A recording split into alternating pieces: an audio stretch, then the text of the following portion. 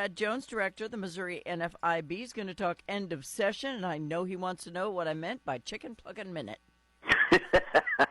I assume that's quick. Yeah, because you got to do it fast, because once you cut their heads off, they try to run away still. It's crazy. That's right. Yeah. That's right. Well, happy end of session. Yeah. At least for me. Yeah, no kidding. And for the legislators, I know some really good things passed. I'm glad that, qualifications were made for certain, offices, and some pay was changed so that, good people actually want to run for those offices. I'm glad all that happened. But what's on the top of your menu for today? Well, there's no question. Well, first of all, we're done completely. Right.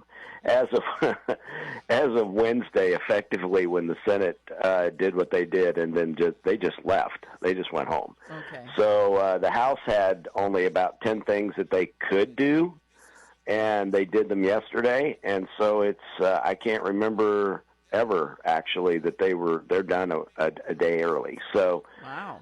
Yeah, they threw the papers and everything last night. So the House is done, and everybody went home, and it's going to be a very, very quiet last Friday of session over at the Capitol building. Well, it's so kind of nice. They're like teachers; they get summer off. Isn't that fun? Well, they get an extra day for sure, yeah. And then they as they're citizen legislators. They're going back to their jobs. Right. So that's right. the way we developed it. But it was a heck of a week, Fawn. I'll tell you what. Wednesday, the Senate took the unprecedented step of calling the previous question on two bills, one right after another. One was the abortion bill, and the second was Prop A. And I've been around so long, I've only seen in the Senate maybe 5 or 6 previous question calls in the Senate.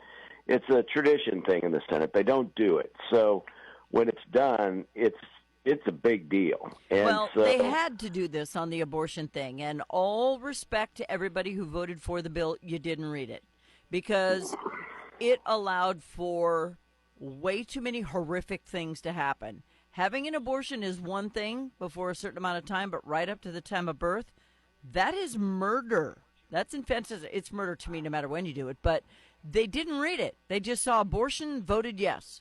So well, and along those lines, I think they also said, "Oh, minimum wage increase." Okay, fine.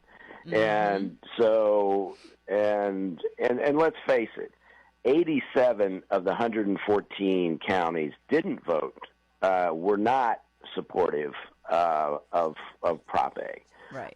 People forget that. This was a St. Louis, Kansas City, and a few other little pockets around the state that actually passed that thing. And it has been a nightmare for small businesses as well, for every business, really. And so it, we weren't sure how it was going to go down. They filibustered for like 5 or 6 hours on the abortion bill. And then it was go time. Senator Bean was in the chair, and it was boom, boom, boom, boom. It was about 4 motions, and it was finished. So after about 6 months of work on our part, when it was done really, really fast. Good. And I've got to tell you, as you and I have discussed, I haven't necessarily been very proud of the Missouri Senate for the last 3 or 4 years. They stepped up. They did what they had to do. Look, I know that they don't use the PQ very often, and I know it was a big deal for them to do it. And I also knew that it was going to end session. I knew that when they do that, the Democrats are going to do everything that they can possibly do to just stall out anything else. So you might as well just not waste everybody's time and just go home, which they did. Yeah. So we've got some issues. We couldn't get the emergency clause on that, so it actually will be in effect until August 28th. I'm sure the governor's going to sign this bill. He hates Prop A. And so there's going to be some juking and jiving that we're going to need to do between now and the 28th. But overall, I was very, very, very pleased that we got that done, and they'll be back, Fawn.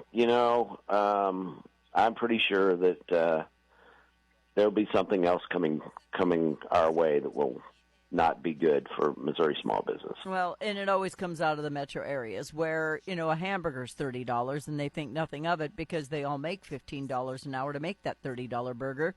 But when you go to rural America where people don't have $30 for a hamburger and people don't have $15 to give you as a minimum wage, it's a different cup of tea. And it doesn't seem like the metro areas really give a crap. So economics is not part of their economics is not part of their being. Well, I have a lot of hissy fit emails from Democrats and legislators and senators who are on the left who are very upset that the Republicans did this against the will of the people.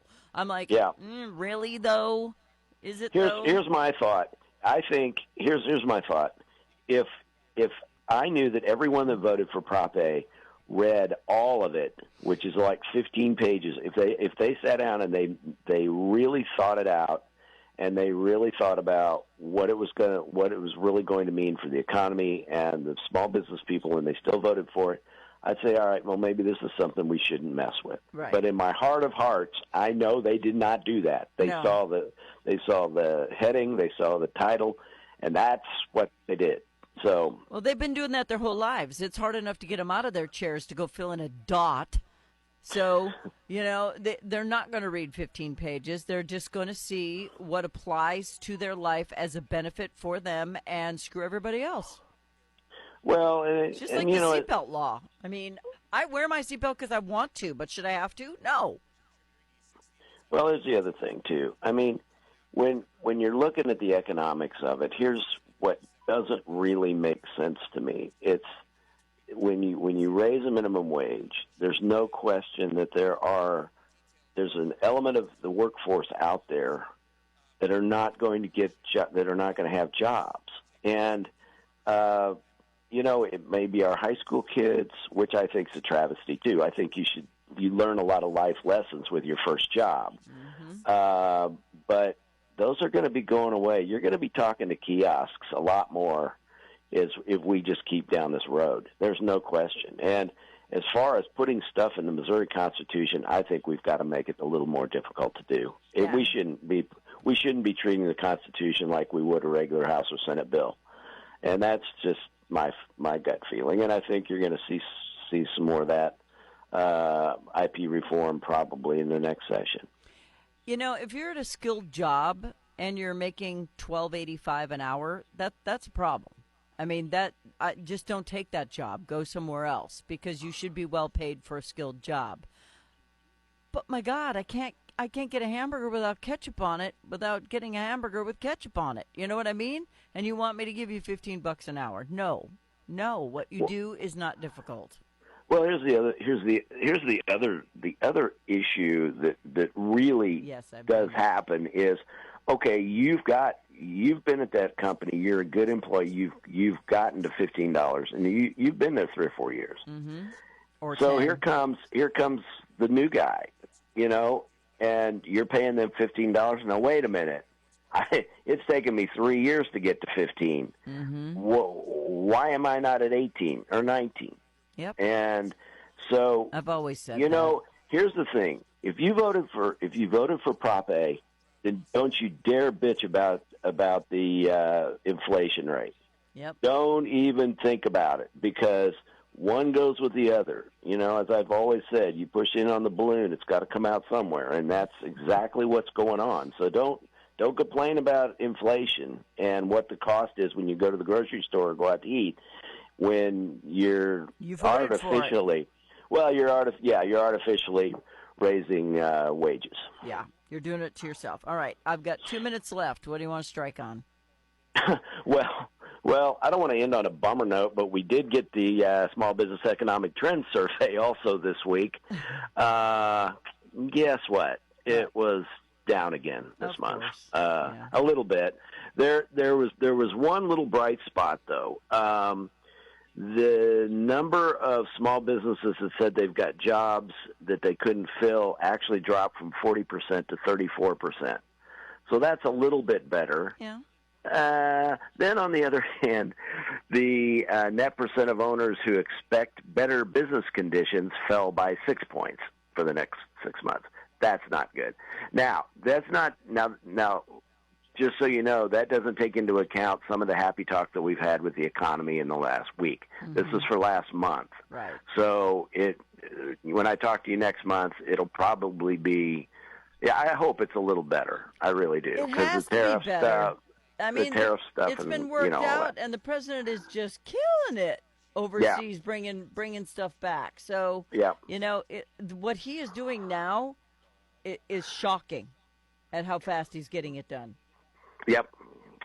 And I think that'll reflect. I know that'll reflect in the optimism index, but they haven't been too whippy keen on things for the last 3 months. But I think it'll get better. I really do. All right, Director. We got to run. Do we have 1 minute?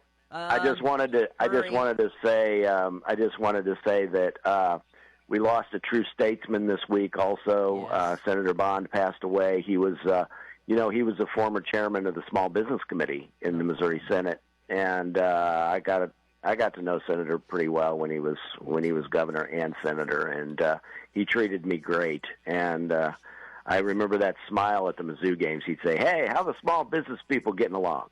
Aww, loved Kid. He always called me Honey Buns. I love that. Well, they're having a memorial for him on Tuesday, and so I will get the suit out and put it on for Senator Bond on Tuesday for sure, because he was one of a kind. He was a great Missourian. Whisper a little, I'm going to miss you too, from Fawn, if you would please. From Honey Bun? Yes, from Honey Bun. He'll know. He'll know. I'll do it. All right. Thanks, Brad. All right, Fawn. Okay. Talk to you later. Bye-bye.